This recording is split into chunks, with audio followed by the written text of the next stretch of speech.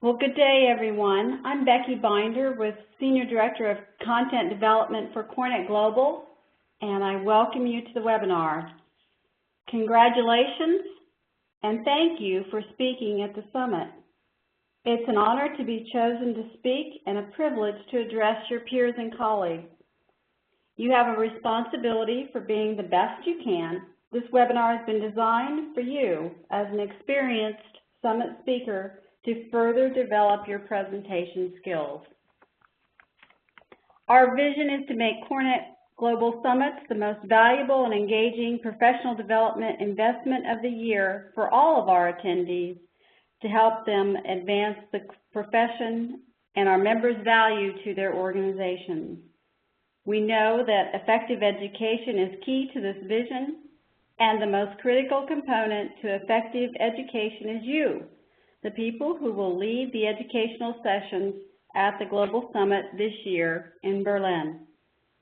So this session has been set up to help you advance your speaking and facilitation skills.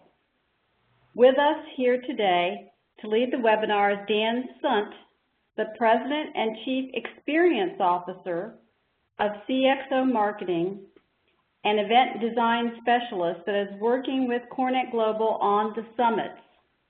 He also understands adult learning well and has designed a great webinar that will keep you engaged and provide you with at least one new concept or tool to use in your sessions. Take it away, Dan. Well, good afternoon, everybody. Thank you very much for being with us today. We know it's the end of the day in Europe, and we're all very busy. So we're going to do our best to keep this lively and moving along. And please go ahead and feel free to use the chat window or raise your hand if you have any questions or anything that you'd like to contribute at any point along the line, because after all, we are preaching active learning and participation, and so we want to practice what we preach as well. And we will cover a fair amount of information today. And it's all around really engagement. You see on your screen now a learning pyramid, which really lets us know what are the most effective methods of learning when it comes to retention. Because after all, if somebody goes to a conference and they go to a learning session, we're hoping, and of course they're hoping, that they're going to remember something along the way. And what we know, we're going to get into some of the evidence behind it, is that active or participatory teaching methods are much more effective than the passive teaching methods, to which we have become all too accustomed.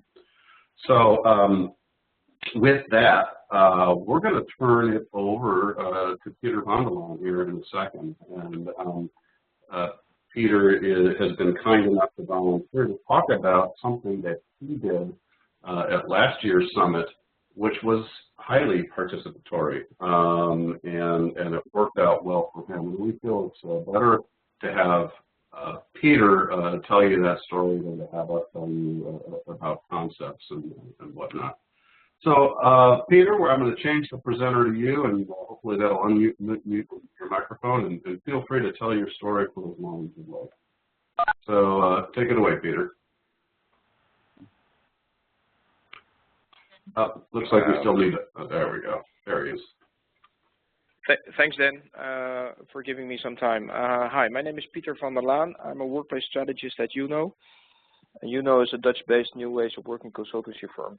And we had the, let's say, the privilege to do a session last year at the event in Amsterdam. And let's say one of the things I always really appreciate doing is make it as interactive as possible. And last year we also had a let's say a topic that enables to make your talk or your presentation interactive, and the topic was about gamification. I don't want to go into any detail on what it exactly is, but let's say how to use game mechanics in real estate or facility management projects or programs. So it was quite interesting to tell them something about what game mechanics is, and what we try to do is also have the audience talk about gamifications amongst themselves. And what we used is, let's say, a method which is called a World Cafe kind of setting, which I will explain a bit later what that means. But basically what we did is we really thought on, I did this with a colleague, so we really thought on, well, how we want to keep it as interactive as possible. So let's say the time we got, we divided that into, let's say, a 50-minute presentation, a 30-minute discussion, and a 50-minute wrap-up, which basically meant is that people had to present to each other what they discussed at their table. And the interesting part was it's gamification, so there's always a fun factor involved. And what we did is the table with the best presentation, and that was monitored through applause of the other groups. We got the winner, and the prize they could get was a ticket on the VIP boat to the event dinner later that evening. So making it likely with a fun factor, but also keeping it in depth with the topic. So a good, thorough presentation, enabling to have them a discussion amongst themselves on the basis of a number of statements, and present also what they came up with in their discussions. Made it a very lively event. I just want to go through the three topics and give some feedback on what's always important on the three aspects. So first of all, the presentation. What I always try to do and consider if I present myself is that if you have a presentation, is that you start off with a clear intro and say what you want to present, or for instance, if you want to present a number of messages or conclusions, is that you present your conclusions, but you also explain why you think these are the thoughts or conclusions you come up with. Start with an anecdote. People love to hear a personal story. Why are you explaining this? Why do you want to stand at a CoreNet event and you want to present this topic? Of course, it's the content, but most of the time there's also a story behind, because you're passionate for what you're doing and you want to present it and make that clear to the people as well. And by presenting a personal anecdote, especially in the beginning, people are focused and are easier to get the context. Why are you explaining this, and why do you think this is so important for them to note?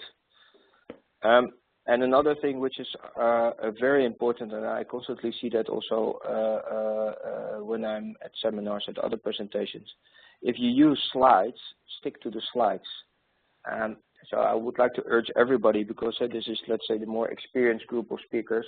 We're all busy, but prepare your slides in such a way that you're already finished, let's say, a month before the presentation is actually going to happen. There's nothing more frustrated, and you see that also in the audience, if the slides do not compare with the presentation or the talk you're giving. And that's what we did also in, let's say, our 50 minutes. 50 minutes is, of course, it's easier to prepare than 60 minutes.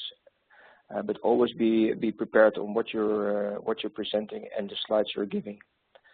The discussion that was for us, it was a proactive, organized interaction platform. But still, what I always try to do is be the director of the interaction. You are the director of the interaction. So don't.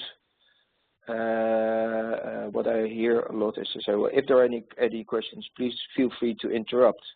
Most of the time, you don't get interrupted, and if you get interrupted, they're most of the time the same people. So if you really want to engage people and also give the opportunity to new people let's say to the CoreNet event, the opportunity to engage, organize or direct the interaction yourself. We chose a World Cafe setting. Of course, there are also different settings, but just briefly what a World Cafe is for the ones who don't know. This is that on the basis of a number of statements, we had a number of tables in the setting, and people had to discuss these statements amongst their group on the table for a number of minutes. And then, so we had around three statements in total, so around 10 minutes per statement. And they had to write down what their thoughts were, and one of them had to present that. That made it really lively during the session, and especially at the end when you have the wrap-up. That's the last part. With the wrap-up is that it's good is that they get the opportunity to present to themselves and to the other groups what they have been discussing. Having time for that, or having also time to have that discussion going on, is just that people also hear the other views of colleagues in the session, which enabled them, that was also one of the feedback we got, it enabled them to, let's say, start getting to know some new people in the audience, because they felt affiliated with the thoughts or the opinion they heard during that presentation. So basically, to wrap up my story now is that I always do appreciate interaction. If you want to make it more interactive, make it organize or direct the interaction yourself. So come up with a proactive way in order to pull people into the discussion. But if you present, Pieter? Yeah. Sorry, you didn't invite comments, but I do allow myself. So, can you give an example for that proactiveness in the interaction? I like the idea. I would appreciate an example. Well, what I normally also do is that during my presentation, for instance, I present also in a questionable situation. So I engage the audience with explaining the dilemmas I had in a certain situation. That opens the minds of people. Is just that they say, "Hey, I do understand the let's say the dilemma you just discussed, and these are my thoughts on it." That's one. But what also helps is that throughout your presentation, then once in a while you come up with, for instance, a statement, and you say, "I would like to hear your thoughts, audience, on this question or these statements." Rather than asking them, how is everybody doing, or are there any questions? So you organize the audience on a certain topic or a question you have and you want to throw into the audience. Is that a bit, is that a practical? Yeah, no, okay, that helps. That helps, yeah. Yeah. Because let's say an add-on on that is that be aware that in people that come to the CoreNet events, but let's say my experience, and we're talking about the CoreNet events, is they have different experiences. There are really well-experienced people in the audience. They have been there many times or a long time in the field of business we're doing. But there are also let's say newcomers, and people appreciate that if you also address a bit on the differences in the group, and also give them the opportunity to also for the newcomers to state their questions. Sounds good. Another thing is of course I talk quite some time on gamification. What I always do is, what I also sometimes do is I just bring some prizes with me. So well, for the best questions or for the first 3 questions that have been stated, I've got a small token of appreciation. People also like that. But once again, that fits my personal, let's say my person, and also the topic I've been talking to. Dan, that's a bit. Great, Pieter. Thank you very much. That was really helpful, and we appreciate the time you took to take care of that. All right. Angelina, I'm having a hard time reclaiming the presenter role. I think you're going to have to do that for me. It's asking me for a host code. So if there's any way you can do that, that would be great. And there we go. Thank you very much. So, you know, Pieter covered a lot of great points. And, you know, when we talk about participatory education, he made a really key point around making sure that you're structuring the interactions, that it's not just a free-for-all. And so that takes some design thinking in terms of how you're going to move through your content. One of the things that is also, important to remember, and Pieter is clearly in a facilitation role when he goes into a World Cafe format. And, we know that if we want to drive engagement, that facilitation is really the way to do it, to drive that participatory level of engagement. We also know that we can become better presenters, and by becoming better presenters, we can be more engaging. We can engage the audience more deeply without necessarily getting them into an active learning role where they're working with each other, although that is certainly where we want everybody to go eventually. So we're going to share some information today about both facilitation as well as presenting, because we're not sure where everybody is on the continuum. And for those of you who are able to mute your own microphones and you're not needing to speak right away, please do, and then unmute if you'd like to talk to us. So CORNET Global has taken a lot of effort and constructed the speaker resource page that Becky referred to earlier. And at the speaker resource page, you'll see that it has 3 different sections, kind of a getting started for beginners and making progress and gaining mastery. And we've curated different pieces of content to help people who want to get better at presenting or facilitating, and it's a great way to go. You'll notice towards the bottom of the page there is adult learning tips and techniques. That's a great PDF that is really a good starter if you want to use that speaker resource page. And you've all been sent the link to this page, and please come back to it often, because you'll see this content evolve and change over time as we put in new pieces of content and bring it to life in a more meaningful way. I am curious, and we're going to right now to run a poll. And here's the question for the poll, and I'm going to bring it up in just a second. But the question is, have you ever used the CNG speaker resources page? And you may or may not remember, but we'd just be interested to know. So I'm going to open up this poll now, and we'd just like to know from those of you who are watching and listening to the webinar, have you used this? And right now we see the votes coming in, and it looks like we've got, I'm going to go ahead and apply that. It looks like we've got 2 who have used it, 1 who says no, and another who doesn't remember, and then finally 1 who did not answer the poll. So thank you very much for answering that. We will run a new poll in just a couple of minutes. So I'm going to clear this one out and move on. And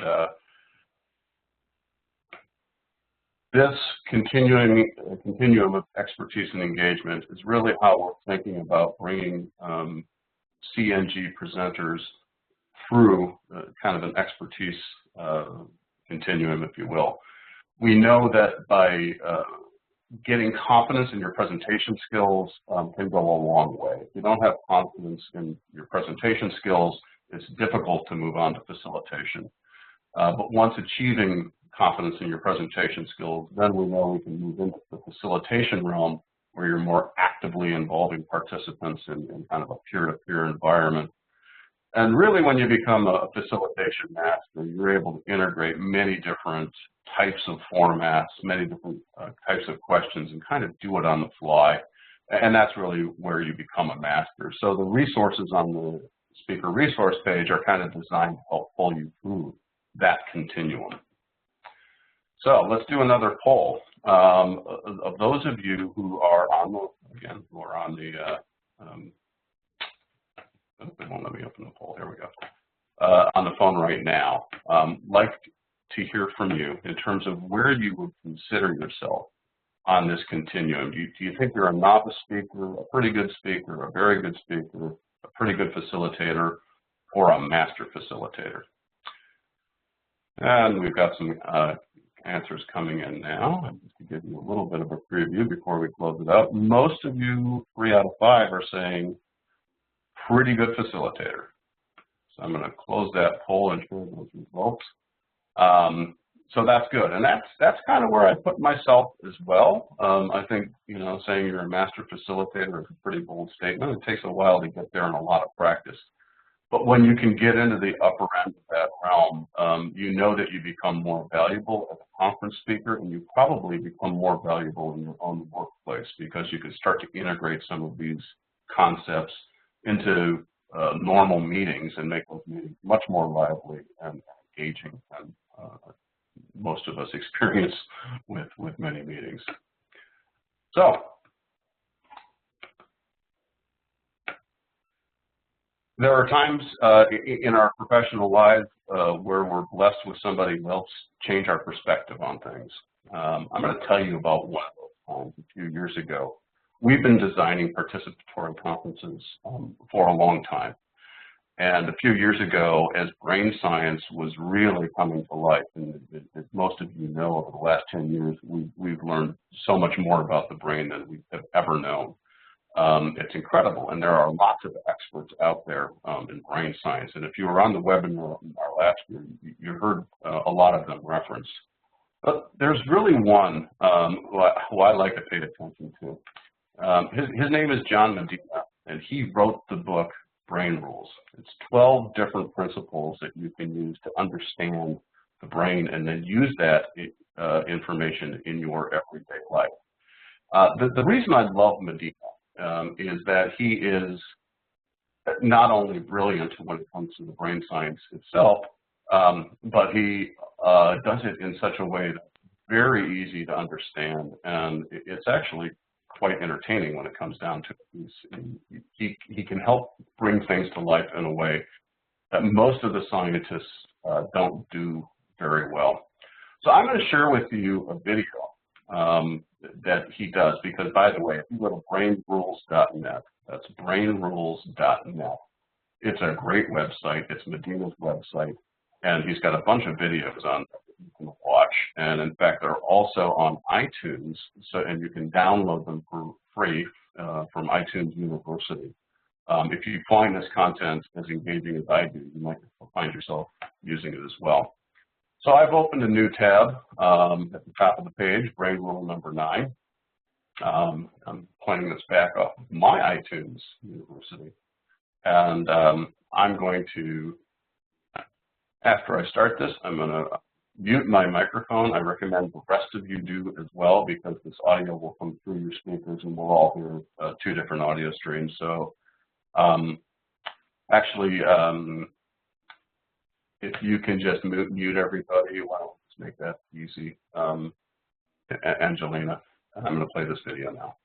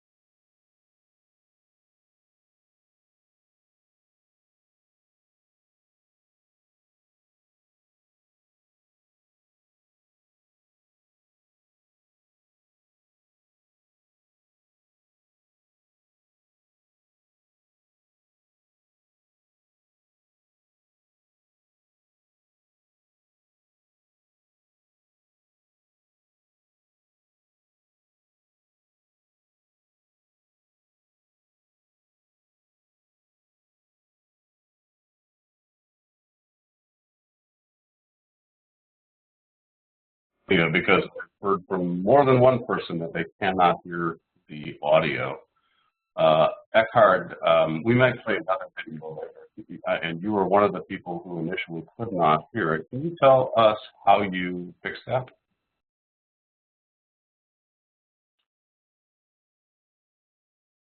Okay. Well, my apologies. We did test this, and it didn't work, and for some reason, the video didn't play for everybody. So my apologies for that. The point of that particular video, and I'm going to go ahead and post a little paragraph here on the chat window, is that when multiple senses are stimulated simultaneously, the brain begins to experience an information-rich learning experience and laps it up like ice cream. It encodes more information per unit time, and it remembers that information better too. And so essentially what Medina is saying here is that the more senses that we can make active during any learning opportunity, the better off that learner will be in terms of retaining that information. More senses equals more retention. And again, if you go to brainrules.net, there's a bunch of great videos on there that you can watch. From Medina and other brain scientists, CoreNet Global has developed 8 principles of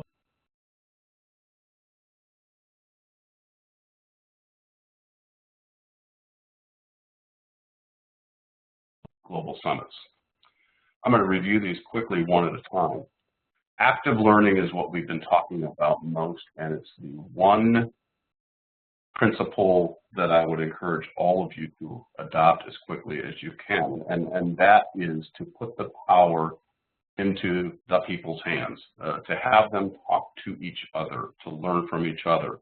You heard Pieter earlier talk about, give them some information and let them process that information, and then they kind of do that again. So don't do 45 minutes and then a Q&A. Do 3 or 4 or 5 minutes of content, and then design in some kind of an interaction where they're using that information and applying it, and that's going to increase their memory tenfold.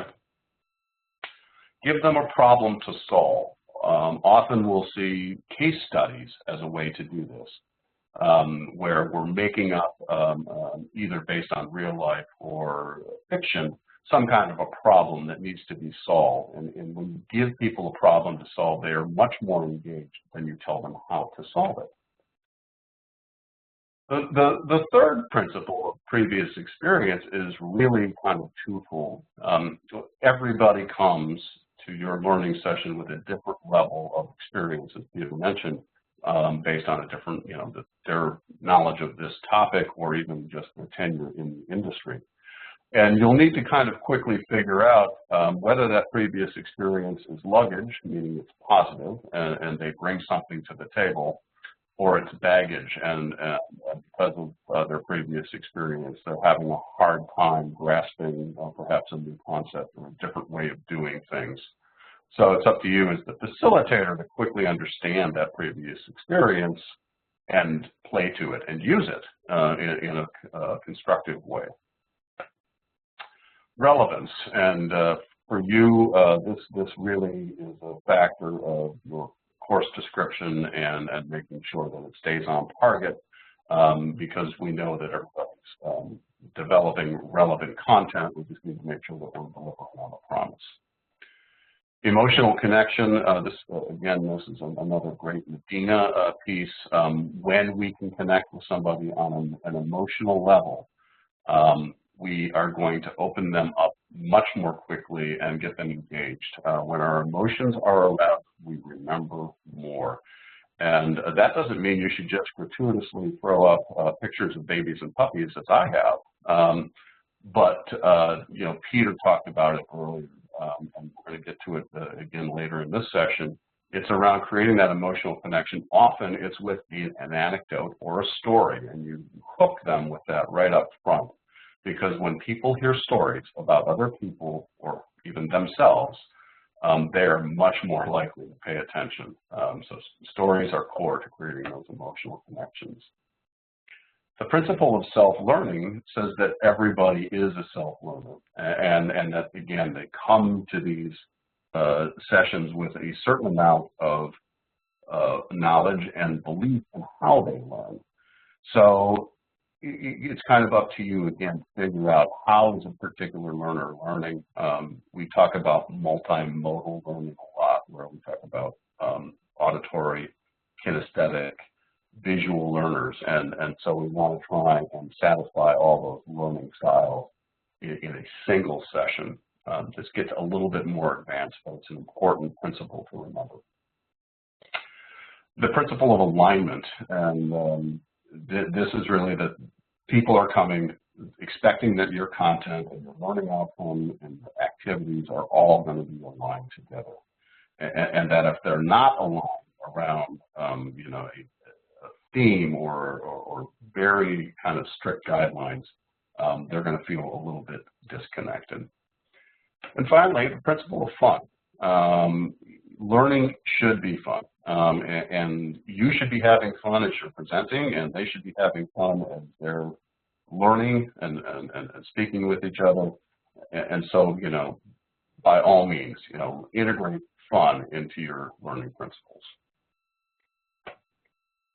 So there they are again: active learning, problem-centric, previous experience, relevance, emotional connection, self-learning, alignment, and fun. And you're going to find these 8 principles of adult learning in that adult learning techniques PDF that is on the speaker resource page.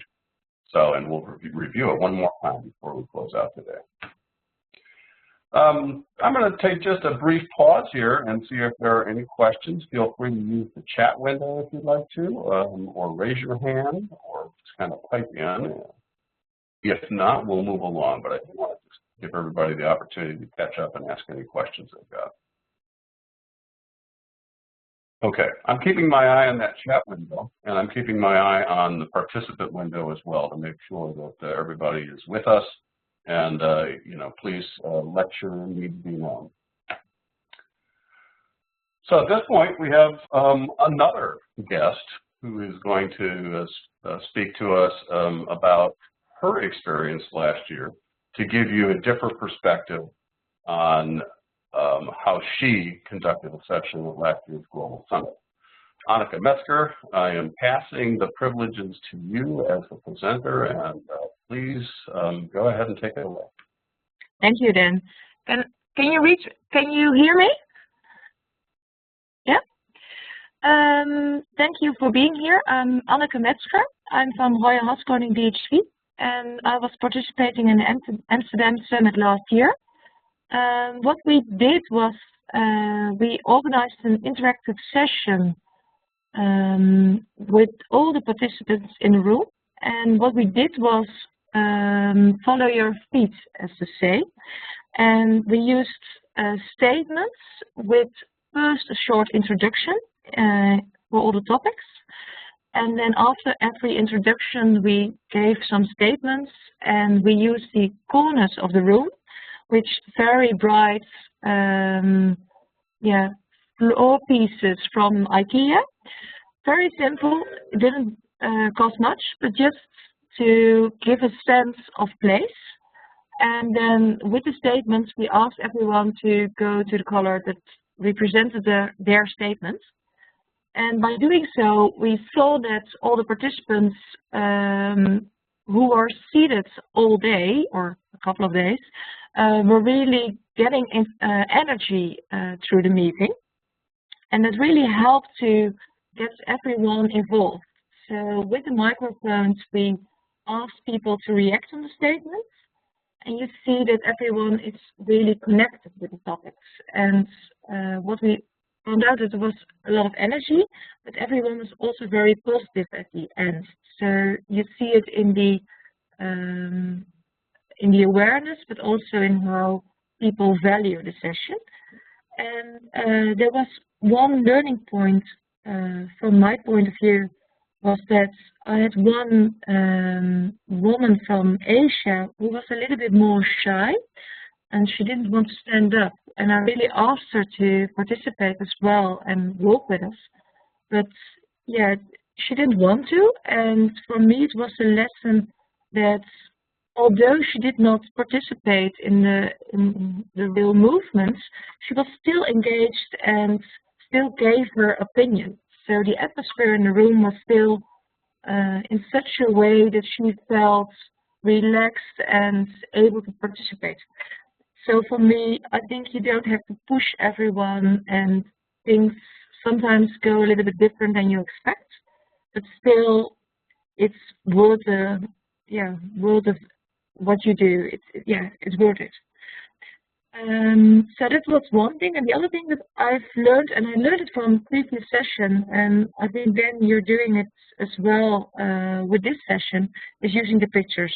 That by using the pictures in the international context, everyone understands what you mean, and there's less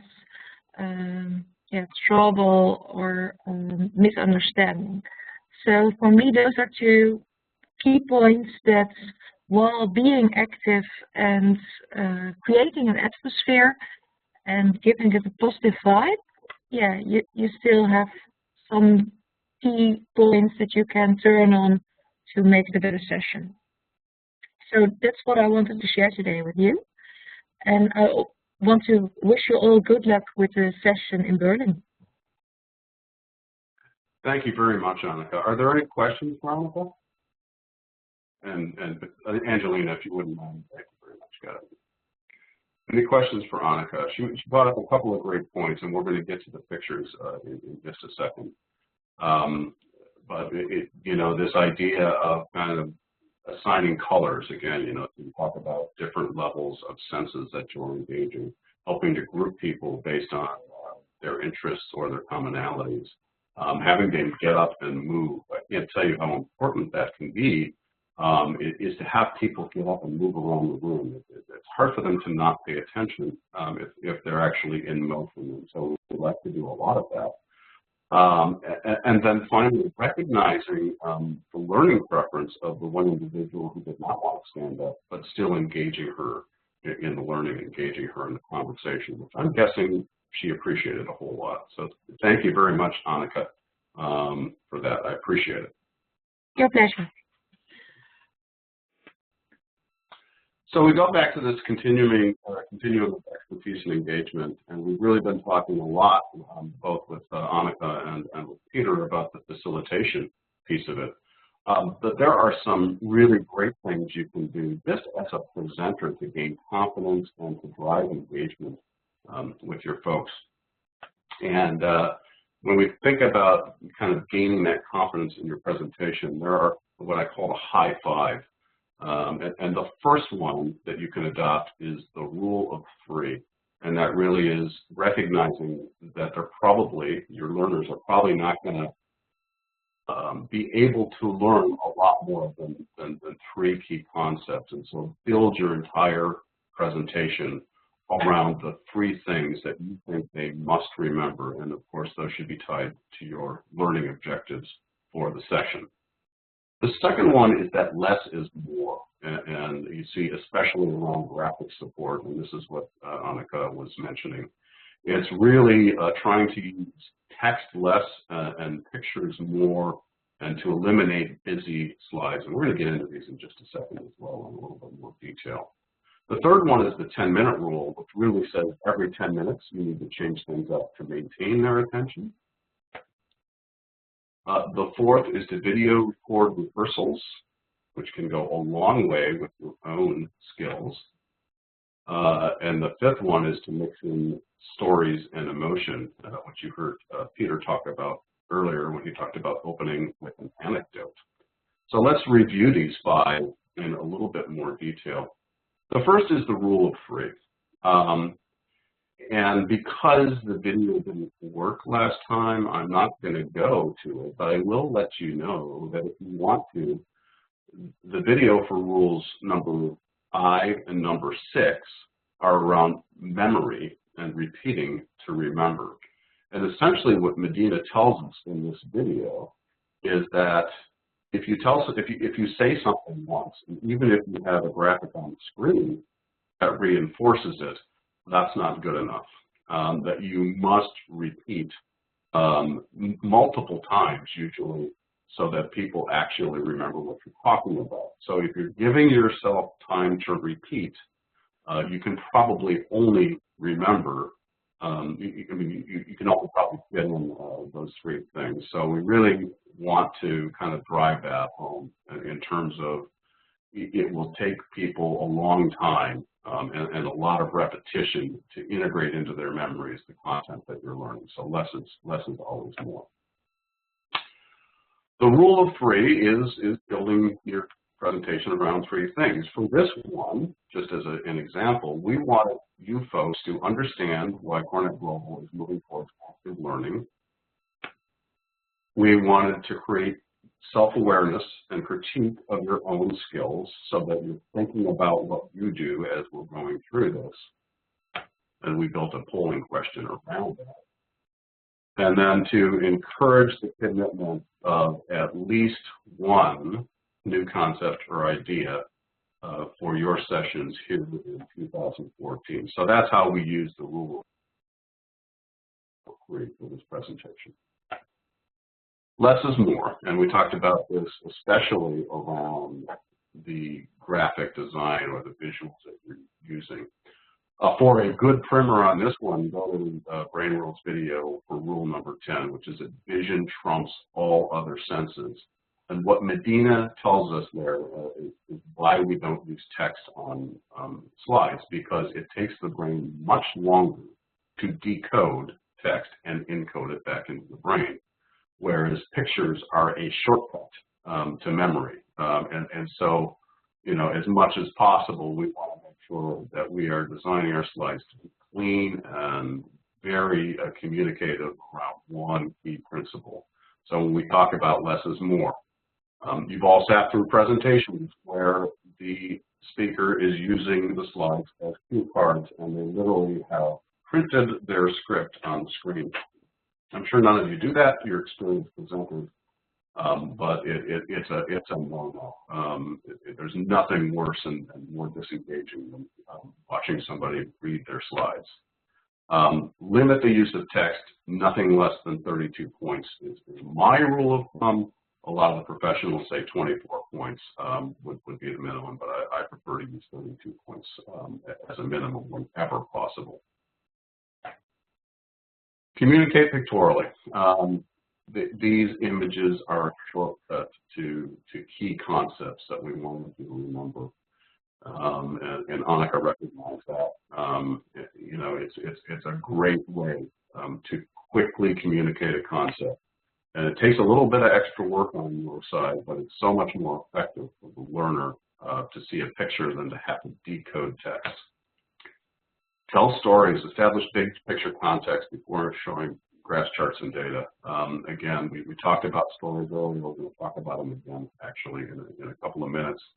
But people need to kind of understand why you're going to delve into some content before you delve into that content. So make sure you set up that big picture context, especially if you're going to get into heavier content where it involves data, charts, graphs, etc. Simplify everything, especially charts. I've had clients who tell me, oh yeah, I want that chart to be busy. I want people to be confused by that chart. I don't understand that perspective. So anytime you're going to use a chart or you need to reference data that's relatively busy, make sure that you bring out the key point that you want them to remember about the chart and to do it visually. It does need reinforcing it with one or two words about what you want them to remember. Simplify as much as possible. So these are important. So I'm going to bring them up one more time. You know, no cue cards, limit the use of text, nothing less than 32 points, communicate pictorially and make sure you get the stories in the big picture context before the data, simplify everything that you can. The 10-minute rule, this one is very interesting. I'm going to show you a chart now that does come from Dr. Medina. And essentially what they've learned is that attention wanes after 10 minutes. And as you can see from this chart, it wanes significantly. So after 10 minutes, if you capture the attention of your audience up front, you can almost guarantee that 10 minutes later, you need to do something that that recaptures their attention. So every 10 minutes, you should be changing pace with something. Well, what kinds of things can you do? And Peter, thank you for the question. I'm going to get back to that one I'm sorry, that's from Eckert. I'll get back to your question before the end of the call here. So no more than every 10 minutes. Do one of the following things. Stage an audience interaction. This is probably the best thing. You've given them some content. Now it's time for them to do a little bit of work around that content. Tell a story. Give that big picture context. We were talking about that earlier. Ask a question. One way to deal with people who are introverts and maybe might not want to participate as heavily with other people is you can ask an individual question first. You can say, I want you to think to yourself about blah, blah, blah, blah, blah, blah. And how would you handle that, you know? And so, and you give them, you know, 30 seconds or 60 seconds to kind of answer that question to themselves. And then you can pair them with somebody else, and so then it's just two people talking, much less objectionable for somebody who might be an introvert. And then finally, you can get them into a larger group discussion. So you're helping them get comfortable over time interacting with other people. Show a video, play some music. Again, do anything that helps them to engage their senses. Anytime I'm doing a learning session, I also bring around what my wife is a therapist. She calls them fidgets. They're little toys, squeeze balls, throw balls, little puzzles. I throw those around on the tables so that people can do something with their hands, and we find that when they're actually doing something, even if it's not related to the learning, their senses are more engaged, they're learning. Finally, stand on a chair, sing, do anything every 10 minutes to change things up. If you go past that 10-minute mark, you're going to be in trouble from a learning perspective. Finally, video record rehearsal. I'm not going to dwell on this one too much, but the assumption here is that you are rehearsing. Rehearsals go a long way in making sure that you smooth out the rough edges and that you are able to kind of work through some of the things that you don't see until you get there. So do rehearse, and if you can have somebody video record your rehearsals, you will be so much better off. It's so powerful to watch yourself presenting. It's uncomfortable, but very powerful, and it'll help you to refine your session and make it wonderful. Finally, mix in stories and emotion. Again, when our emotions are peaked, we remember more. When we hear a story, we pay attention, much more so than watching slides go by. When we actually have stories that are in context, anecdotes, relevant to the situation or the learning, we know that that's much more powerful. This is marketers have been playing with this for a while. I'm just going to read this real quick. I'm not going to read it. Basically, but what they're finding is that when memory or when emotions are engaged, memory is so much more heightened because it activates many more brain centers or parts of the brain and region when you get emotional content and stories out there. The other thing that they're finding is that something called neural coupling. When we tell a story, the storytellers and the listeners' brains are behaving in very similar manners, and so they're kind of coupling together. It's kind of getting on the same page, if you will. And Eckert asked a good question via chat. Are there any hints where to find good pictures? And the best site that, first of all, you can always Google Creative Commons. Creative Commons are rights-free pictures as long as you attribute those pictures to the, they all come with different rights, but you go to you just Google Creative Commons, and that's going to come up with a bunch of sites. One of the sites that we find most useful is called CompFight, and I'm just going to go ahead and put that into the chat window. It's compfight.com, and you're going to find a whole bunch of rights-free pictures there. You just have to read and make sure that you're following the copyright rules. But these are people who are willing to allow you to use their images for educational purposes as long as you give them credit, so you don't have to pay for them. We'll also find paid opportunities. You might go to Shutterstock or any of the stock image sites, and often you can get those images for these kinds of applications for $1 or less. And often I just spend that money because I just find it makes me more effective as a speaker if I'm using really great images. So I hope that answered your question on where to find them. Creative Commons, Comfight.com, or any number of paid sites. You're welcome. So mixing stories of emotion. Here are the high five once again. The rule of 3. Build your presentations around 3 key takeaways. Less is more, especially when we're talking about graphics. 10-minute rule, change it up every 10 minutes. Rehearse and video record those rehearsals if you can. And make sure that you're mixing in stories and emotion wherever you can. We've got a couple more minutes left. Are there any questions? Feel free to use the chat window or chime in if you'd like to.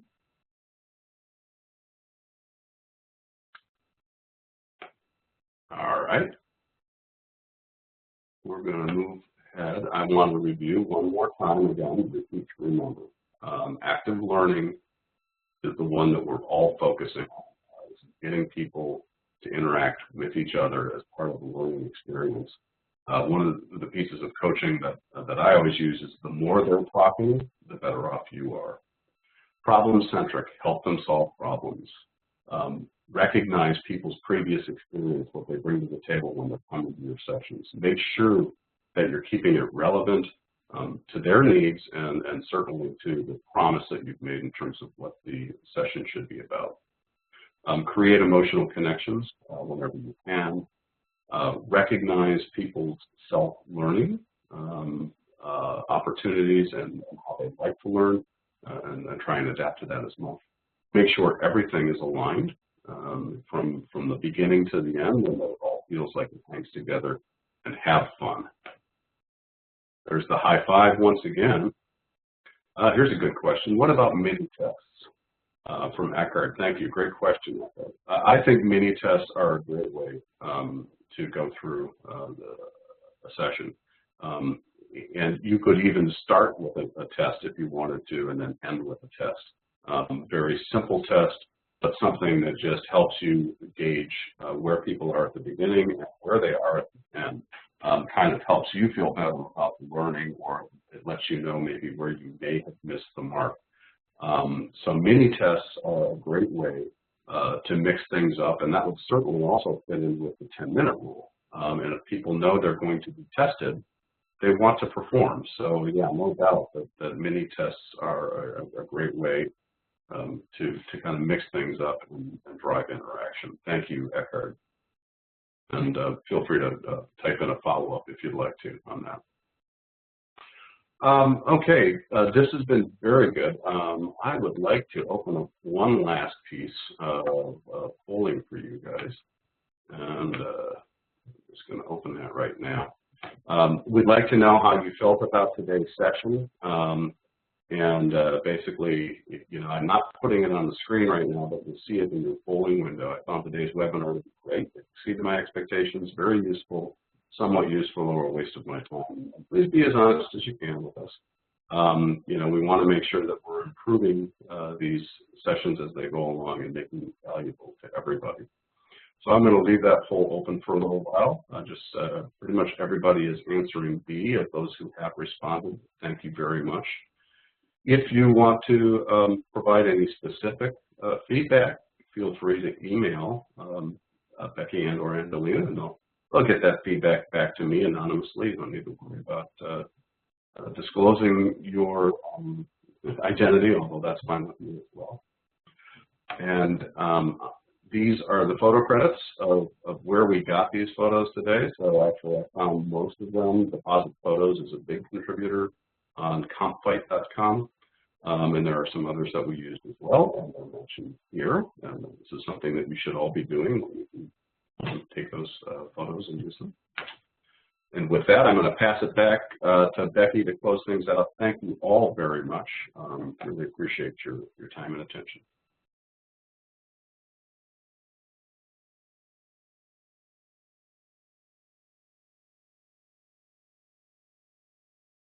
Oh. It doesn't sound like Angelina, you want to close things off? Can you hear me now? Yes, I can. There you are. Okay. Well, Dan, I want to, first of all, thank you for a wonderful webinar. And Anneke and Pieter, thank you so much for your personalization of this information, too. That adds a very relevant aspect to the webinar and personalizes it. And Eckhart, on the speaker resource page on the website, there's another reference for photos and images to help build out that list even further. So there's some good information there. And again, we thank everyone. We're looking forward to a terrific summit in Berlin, and we'll see you in just a couple of months.